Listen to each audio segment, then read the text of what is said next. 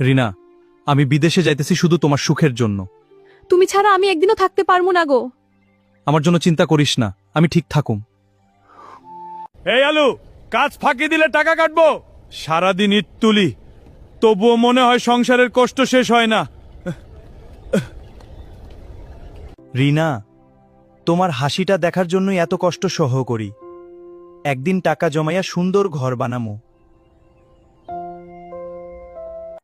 ভাবি, বিদেশি স্বামী বউদের আলাদা স্টাইল থাকে, বুঝছেন? তুমি না থাকলে বাজারে আসতেই ভালো লাগে না। রিনা, এই মাসেও টাকা পাঠাইছি, নিজের খেয়াল রাখবা।